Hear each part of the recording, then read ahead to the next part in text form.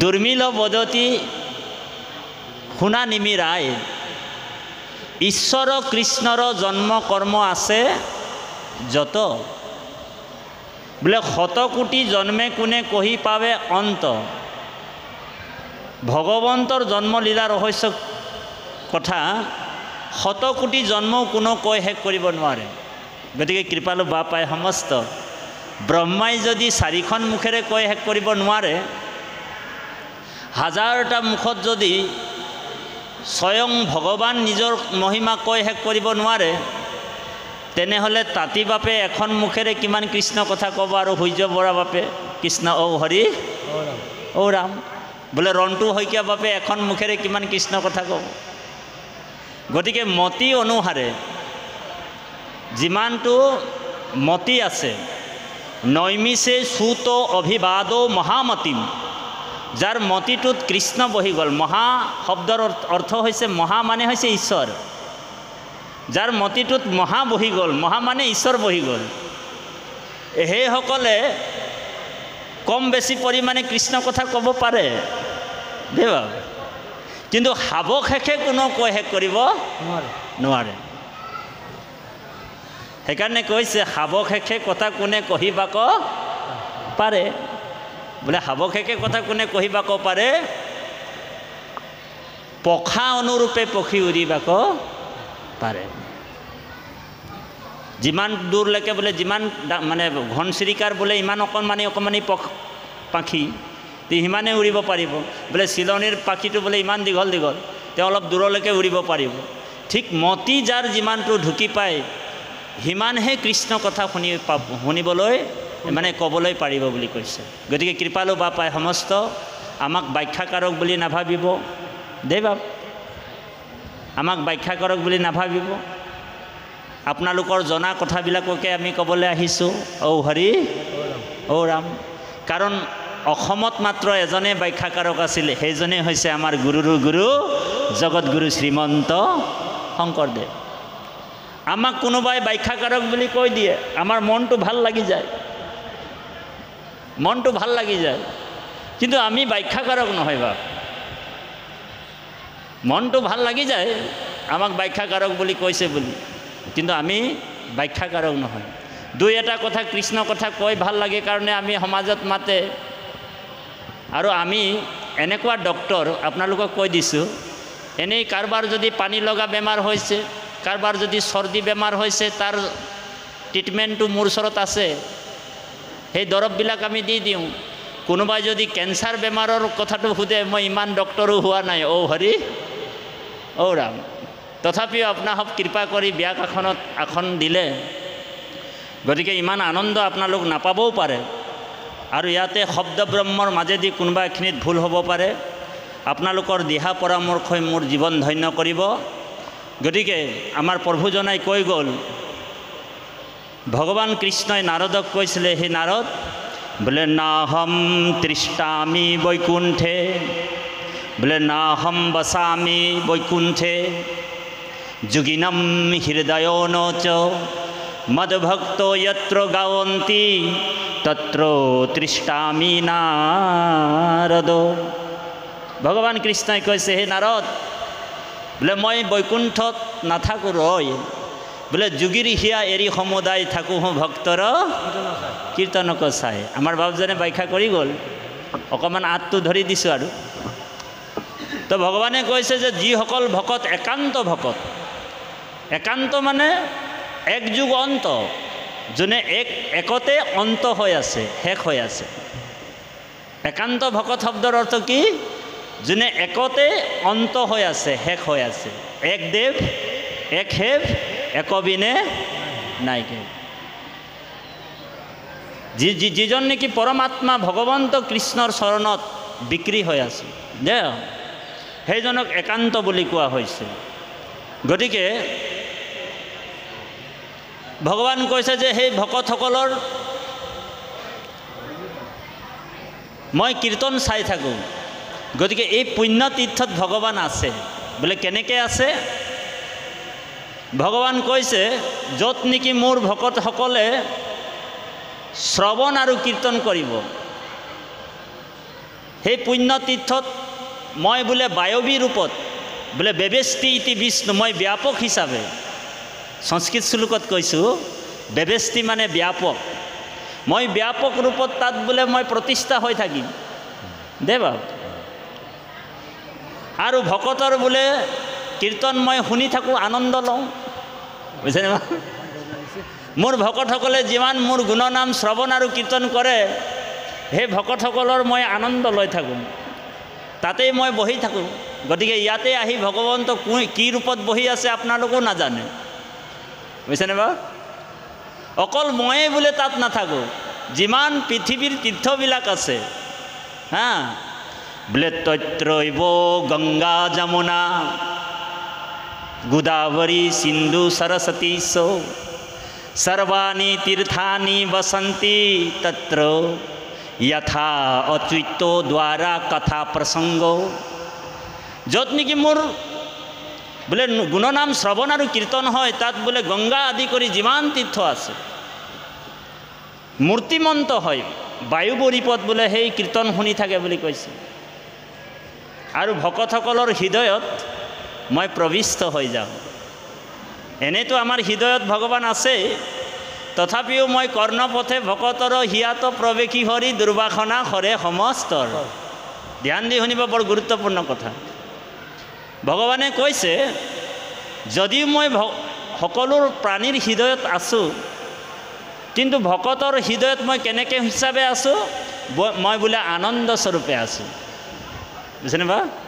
সেইকাৰণে কৈছে বোলে প্ৰবিষ্টয়ম কৰ্ণে ৰন্ধেন স্নানং ভাৱ সৰুৰুহম ধুনুতি সমলম কৃষ্ণ সলিলৈস্য যথা শৰত।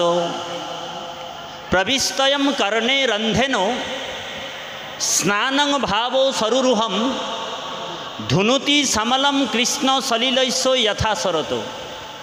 সেইকাৰণে কৈছে যে কৰ্ণপথে ভকতৰ হিয়াত প্ৰৱেশী হৰি দুৰ্বাসনা হৰে সমস্তৰ জলৰ যতেক মল যেহেন শৰত কালে স্বভাৱত নিৰ্মল হয়।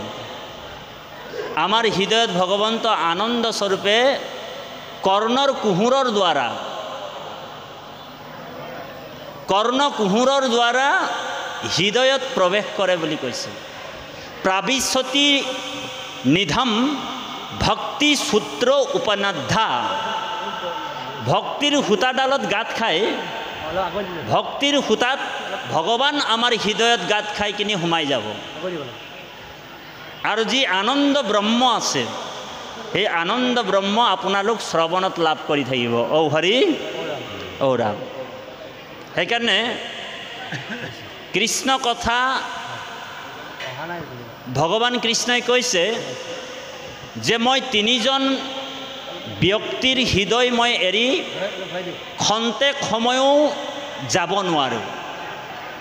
অকণমান হুলস্থুলটো অলপ বেছি হৈছে দেই বাপ, হুলস্থুলটো অলপ কমাই দিব। তাৰমানে যিটো জেগাত যিটো কাম, য'ত আপুনি কৃষ্ণ কথা শুনিবলৈ আহিছে বা ক'বলৈ আহিছে, সেই জেগাত আপোনাৰ হওক বা আমি একান্ত মানে আমি কৃষ্ণ কথা শুনিব লাগিব। লাগিলে 2 ঘণ্টা শুনো, লাগিলে 1 ঘণ্টা শুনো, লাগিলে 20 মিনিট শুনো, লাগিলে বোলে 10 মিনিট শুনো। আমাৰ শ্ৰৱণটো একান্ত হ'ব লাগিব, নহয় জানো বাপ?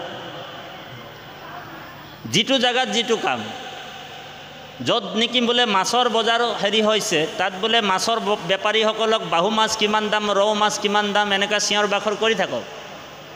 কিন্তু ধৰ্মীয় অনুষ্ঠানত যদি আহি আমি চিঞৰ বাখৰ কৰি থকাটো আমাৰ এইটো অপৰাধ হৈ যায়।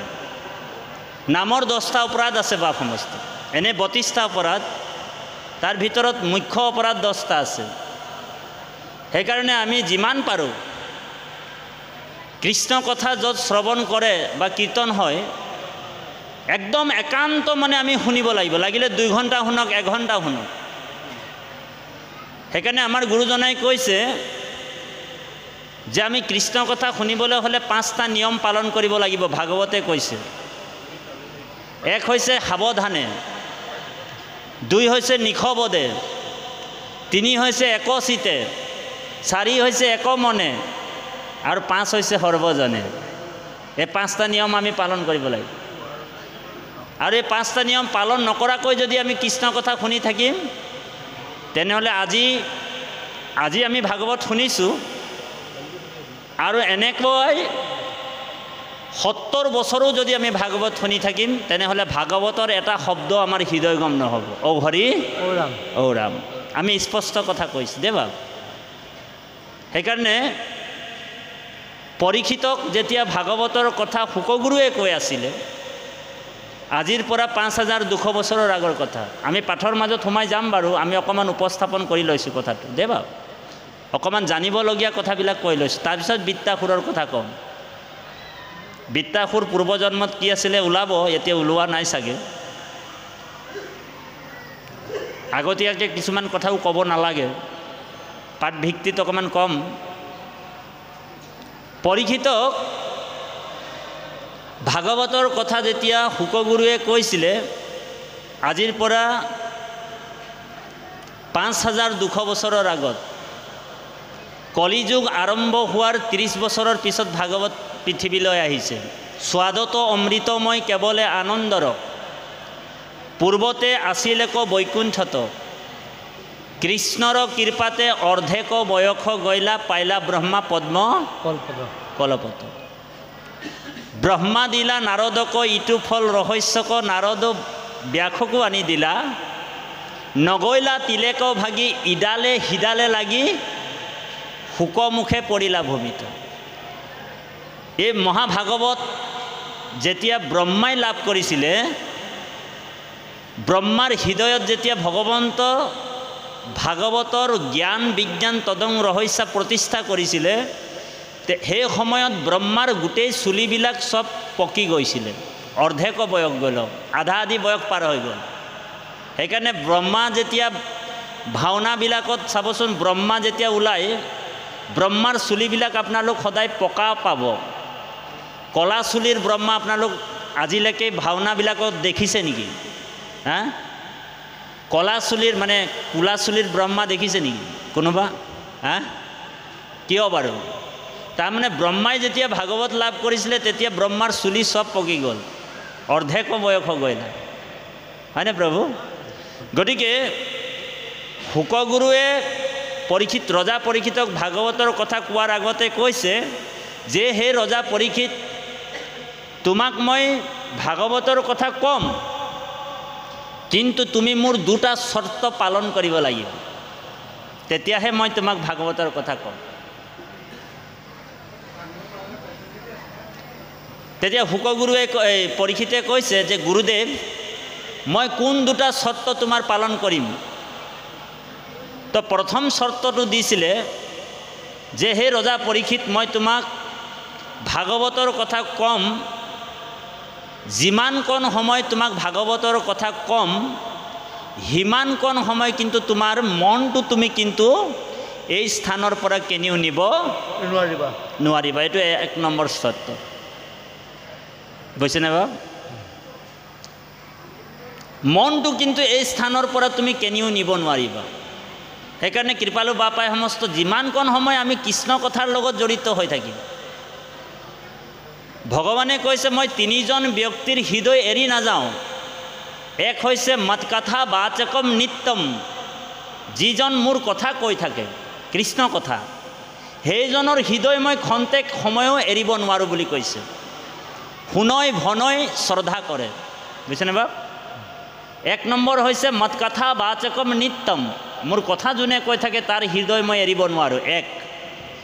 2 নম্বৰ কৈছে মৎকথা প্ৰীতি মনসম, মোৰ কথা যোনে মনৰ পৰা শুনি আনন্দ লয়, সেইজন ভকতৰো হৃদয় এৰিব নোৱাৰোঁ, সেইজন ব্যক্তিৰ হৃদয় এৰিব নোৱাৰোঁ মই কৈছে, সেইজন ব্যক্তিয়ে মোক বান্ধি লয় বুলি কৈছে। আৰু 3 নম্বৰ হৈছে মৎকথা শ্ৰৱণে ৰতম, যিসকল ব্যক্তিয়ে মোৰ কথা শুনি ভাল পায়, নাহম তেক্ষামি তম নৰহ, এই 3জন ব্যক্তিৰ হৃদয় মই এৰিব নোৱাৰোঁ, সেই 3জনে মোক বান্ধি ল'ব পাৰে। গতিকে ইমান ডাঙৰ অফাৰ পাইছোঁ আপুনি, মই বুজিছেনে প্ৰভু? সেইকাৰণে কৈছে ৰজা পৰীক্ষিতক মই তোমাক ভাগৱতৰ কথা ক'ম, কিন্তু তোমাৰ মনটো এই স্থানৰ পৰা তুমি কেনিও নিব নোৱাৰিবা। কাৰণ মই তোমাক কৃষ্ণৰ কথা কৈ থাকিম, অনন্ত কোটি ব্ৰহ্মাণ্ডৰ যিজন নায়ক, স্কুলৰ প্ৰিন্সিপাল নহয় দেই, অনন্ত কোটি ব্ৰহ্মাণ্ডৰ যিজন অধ্যক্ষ, কোটি কোটি ব্ৰহ্মাণ্ডৰ যিজন অধিকাৰী, সেই কৃষ্ণ কথা তোমাক মই কৈ থাকিম। আৰু তোমাৰ মনটো যদি বোলে ঘৰত বোলে গৰুটোৱে পানী খালে ন নাই, হয়নে, ঘৰটো বোলে লক কৰি আহিছোঁ, চুৰ সোমাইছে নেকি মনে মনে যদি মনটো যদি তালে গৈ আছে, বোলে ফিজিকেলি বোলে ৰহিলা আইগৰাকী মোক চাই আছে, আইগৰাকী বহি মোলৈ চাই আছে, আমাৰ আইগৰাকীৰ নামটো নাজানো সেইকাৰণে ৰহিলা আই বুলি কৈছোঁ। ৰহিলা আইগৰাকী মোৰ ফালে চাই থকাটো চবেই দেখিছে ফিজিকেলি, কিন্তু মনটো ইয়াত নাথাকিব পাৰে, বুজিছেনে? বোলে মনটোৱে বোলে ঘৰটোত বোলে লক মাৰিলোঁ বোলে, হয়নে বাৰু, চুৰ সোমাইছে নেকি ভাৱটো যদি আহি আছে, বা মনটো তাতে বাৰে বাৰে গৈ আছে, সেই সময়ত আপোনাৰ অশ্ৰদ্ধা হৈ যাব। আৰু অশ্ৰদ্ধাজনক যদি আপুনি ঈশ্বৰৰ কথা কৈ আছে, কৃষ্ণ কথা, তেনেহ'লে ভাগৱতই কৈছে যে অশ্ৰদ্ধায়ে যিটো নুশুনে নাম, তাকো অশ্ৰদ্ধায়ে হেলায়ে নাপাতে কাণ, তাকো দেই যিটো নামৰ দান, বোলে সিও নামৰ দ্ৰোহী, বুজিছেনে বা? সেইকাৰণে শ্ৰদ্ধাটো আমাৰ উৎপন্ন হ'ব লাগিব, এইটো বৰ ৰহস্যময় কথা। আৰু 2 নম্বৰ চৰ্ত দিছে, হে ৰজা পৰীক্ষিত, মই তোমাক ভাগৱতৰ কথা ক'ম, কিন্তু তুমি জলৰ বাহিৰে কিন্তু একো অন্ন ল'ব নোৱাৰিবা, বুজিছেনে বা? জলৰ বাহিৰে তুমি একো অন্ন গ্ৰহণ কৰিব নোৱাৰিবা, এইটো 2য় চৰ্ত দিছে। কিন্তু আমি কলিযুগৰ মানুহ নহয় জানো বাপ? আমাৰ অকণমানতে ভোক লাগে, অকণমানতে পিয়াস লাগে, আমি 7 দিন পৰীক্ষিতৰ নিচিনা ভাগৱত শুনিব আমাৰ ধৈৰ্য নাই। আমাৰ ৰন্টু শইকীয়া বাপে প্ৰায় কয় যে মানুহৰ কথা শুনাৰ ধৈৰ্য মাত্ৰ 45 মিনিট। ঔ হৰি ঔ ৰাম। সেইকাৰণে পিৰিয়ডবিলাক যেতিয়া ছাত্ৰই, যেতিয়া মানে মাষ্টৰে এটা পিৰিয়ড লয়, প্ৰায় 45 মিনিট লয়, তাৰপিছত ব্ৰেক দি দিয়ে, হয়নে বাৰু? 10 মিনিট। গতিকে কথা শুনাৰ ধৈৰ্য মাত্ৰ 45 মিনিট। এইকণ সময়ে আমি যদি কৃষ্ণ কথা শুনিম, 2 দণ্ডতে গতি পাইছে খটাংগ নিৰপতি, বুজিছেনে প্ৰভু? ভগৱন্তৰ কথাৰ মহিমা। সেইকাৰণে কৈছে, অল্পকালে সাধে সিদ্ধি কৃষ্ণৰ ভকতি, 2 দণ্ডে পাইলা গতি খটাংগ নিৰপতি। বোলে স্মৰণম মাত্ৰেনো জন্মো সংসাৰো বন্ধনো বিমচ্ছতে। যাৰ নাম স্মৰণ কৰিলেই ভৱ সংসাৰ পাৰ হ'ব পাৰি বুলি কৈছে। গতিকে সেইজন পৰমাত্মাৰ আমি কথা শ্ৰৱণ কৰিছোঁ দেৱা। ভাগৱত কোনো কিতাপ নহয়, ভাগৱত কোনো গ্ৰন্থ নহয়, ভাগৱত সাক্ষাৎ ভগৱন্তৰ স্বৰূপ বুলি কৈছে, শব্দময় বিগ্ৰহ। বোলে ইদম ভাগৱতম নামম পুৰাণম ব্ৰহ্মো সমম্বিতম। ইদম ভাগৱতম নামম পুৰাণম ব্ৰহ্মো সমম্বিতম, সাক্ষাৎ ব্ৰহ্মৰ স্বৰূপ বুলি কৈছে। এতিয়া আপুনি মই ভাবিছোঁ আমি ইমান দূৰৰ পৰা আহি কৃষ্ণ কথা শুনিছোঁ, সেইটো মিছা কথা। আপোনাৰ মোৰ সাধ্যই নাই কৃষ্ণ কথা শুনিবলৈ ইমান দূৰৰ পৰা আহিব। কৃষ্ণই কৃপা কৰি আমাক আনিছে দেৱা, ধ্যান দি শুনিব। কৃষ্ণৰ কৃপাতে ব্ৰহ্মাৰ ভৈলা জ্ঞান, কৃষ্ণ কৃপা বিনে কাৰ্য সাধিবাক টান। কৃষ্ণ কৃপা নহ'লে এনেকুৱা অনুষ্ঠানো পাতিব নোৱাৰে, বুজেনে বা? কৃষ্ণহে আমাক আনিছে ইয়ালৈ, আৰু কথাকাৰ বোলে কৃষ্ণৰে হয়। বৈকুণ্ঠৰ শাস্ত্ৰ কৃষ্ণ মুখৰ বচন, হয়নে? হয়। কৃষ্ণহে কৃষ্ণ কথা শুনি আনন্দ লৈ আছে, আৰু আমাৰ হৃদয়ত কোন আছে? বোলে কৃষ্ণ আছে, হয়নে?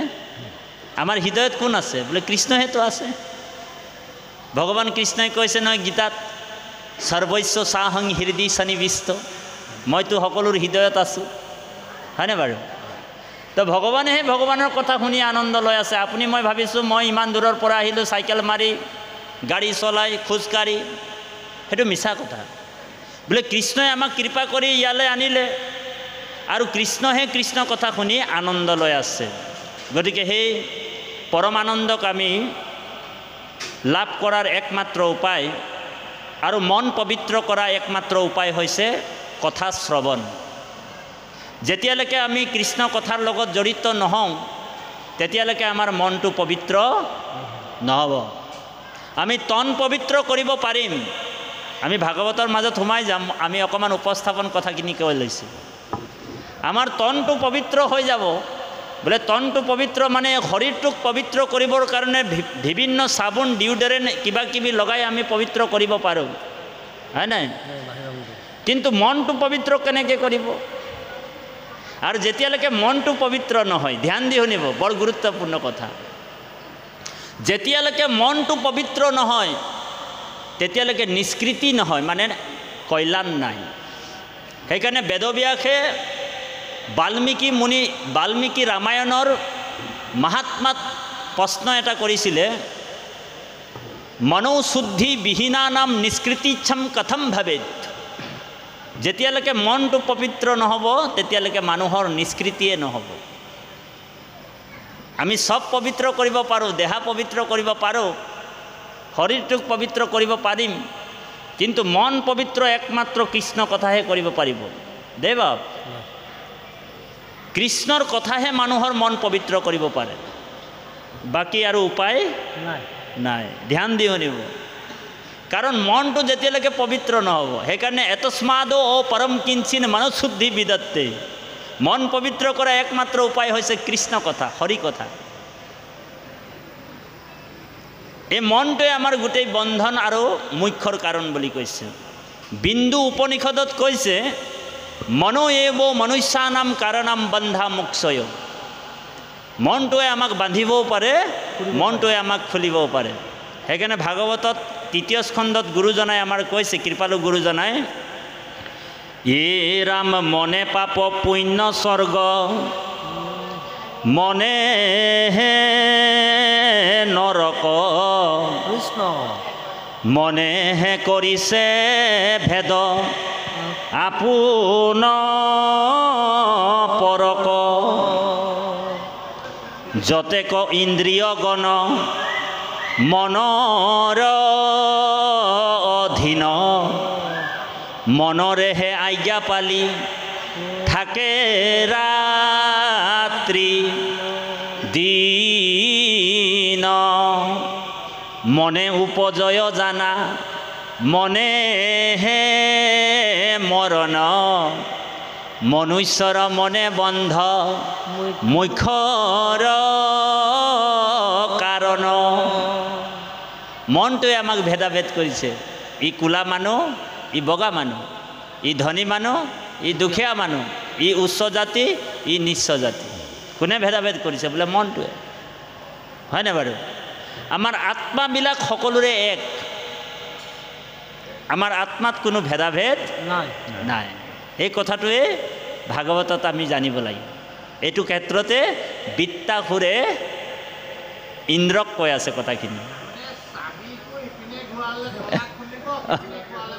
হয় হয়, চাবি এটা তলাও এটা, আমাৰ বাপজনে ঠিক কৈছে। হয় কৃষ্ণ, কৃষ্ণ হয় প্ৰভু।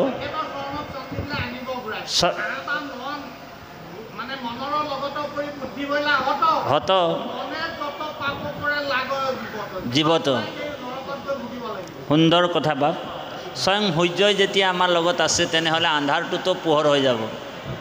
গতিকে এতিয়া আমি বিত্তাসুৰৰ কথা লৈ আহিছোঁ। কোনখিনিৰ পৰা পাঠ কৰিছে? প্ৰিয় প্ৰতিপদা কৰে যেন চিন্তা দেখিলে প্ৰতিলৈ শেষ ওলাও, কেতিয়া বন্ধনকে ধৰি লওক। প্ৰবাসক গৈল চিৰকাল ভৈল, নাহিলেক প্ৰাণপতি। প্ৰিয়া পতিব্ৰতা কৰে যেন চিন্তা স্বামীকো দেখিবে প্ৰতি। এতিয়া প্ৰতিব্ৰতাৰ কথাটো ওলাইছে ইয়াত। পতিব্ৰতা নাৰীৰ কথা ওলাইছে। পতিব্ৰতা নাৰী দুই প্ৰকাৰৰ আছে। এটাক কৈছে সাধৱী আৰু এটা হৈছে সতী। পতিব্ৰতা নাৰী দুই প্ৰকাৰৰ হয়। এটা হৈছে সাধৱী আৰু এটা হৈছে সতী। স্বামীৰ সংকট বেলাতো স্বামীক ত্যাগ কৰি যিজনে নাযায় সেইজনক পতিব্ৰতা বুলি কৈছে, বুজিছেনে বাব? আৰু স্বামীৰ কাৰণে, স্বামীৰ ধৰ্ম ৰক্ষাৰ কাৰণে নিজৰ প্ৰাণ ত্যাগ যিজনে কৰি দিছে বা প্ৰাণ ত্যাগ কৰিব পাৰে সেইজনকে সতী বুলি কোৱা হয়। ঔ হৰি ঔ ৰাম। গতিকে এই ক্ষেত্ৰত পতিব্ৰতা শব্দৰ অৰ্থটো আমি আপোনালোকৰ মাজত ক'লোঁ। এতিয়া আমি অকণমান পাঠ ভাগি আগবাঢ়িবৰ কাৰণে আমাৰ পৰম শ্ৰদ্ধাৰ বাপজনক সেৱা জনোৱা হৈছে। কৃষ্ণ।